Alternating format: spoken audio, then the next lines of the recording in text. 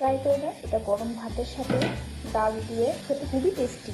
Hello friends, আজ আমি আপনাদের করে দেখাবো পোয়া মাছের রসুনের ঝাল। তার জন্য আমার যা লাগবে, আমি পোয়া মাছটাকে কেটে ধুয়ে হলুদ দিয়ে লবণ দিয়ে 10 মিনিটের মতো মেখে রেখেছি। হলুদটা বেশি পরিমাণ দিয়েছি কারণ তরকারির সময় জানি আমার হলুদটা না লাগে।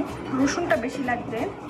আমি বড় চামচের 1.5 চামচ রসুন বাটা, 3 চামচ মরিচের গুঁড়া, স্বাদ মতন লবণ আমি 1 চামচ নিয়েছি। তেলে পোড়নের জন্য 2টো শুকনো মরিচ, একটা তেজপাতা ছিঁড়ে নিয়েছি আর সামান্য কিছুটা জিরা। চলুন রান্নায় চলে যাই। আমি তেলে পোড়ন দিয়ে নিচ্ছি। জিরা, একটা তেজপাতা ছিঁড়ে দিয়েছি, 2টা শুকনো মরিচ।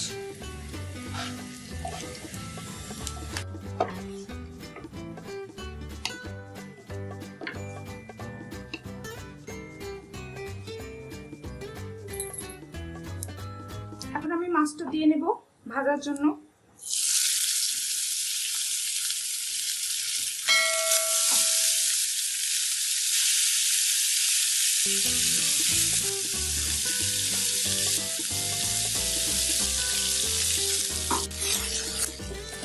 মাছটাকে আমি নেড়ে চেড়ে ভালো মতন ভেজে নেব। বারবার উল্টে পাল্টে দিতে হবে, বেশি মশমশা করা যাবে না। জালটাকে হাই হিটে রেখে আমি মাছটাকে ভেজে নিয়েছি 4 মিনিটের মতো। হলুদের যে মাছের সাথে মাছটা মাখিয়ে রেখেছিলাম, সেই হলুদের মধ্যে একটু পানি মিশিয়ে পানিটা দিয়ে নিলাম, হলুদের পানি। তার সাথে আমি আরেকটু পানি অ্যাড করলাম। 3 টেবিল চামচ মরিচের গুঁড়া, 1.5 চামচ রসুন বাটা। এখানে রসুন বাটাটা বেশি পরিমাণই হবে।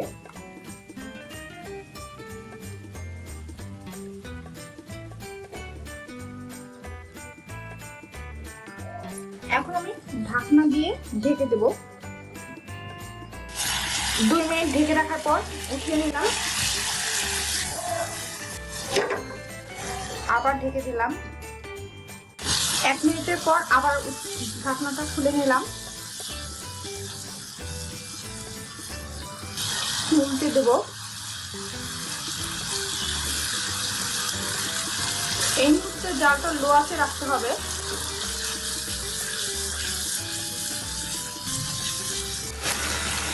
এখন আমি স্বাদ মতন লবণ দিয়ে দিচ্ছি।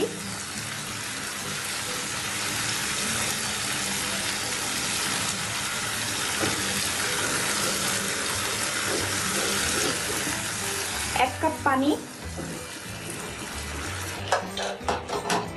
আমি তখন মশলাটাকে কষিয়ে নিয়েছি।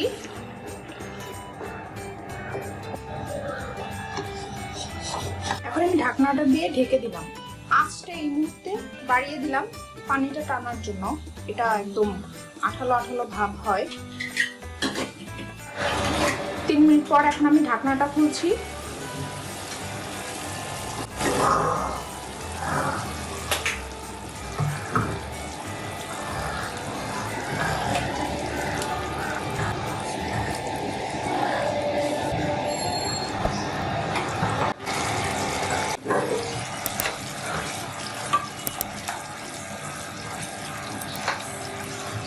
এখন আমি মাছগুলো উল্টে দিব।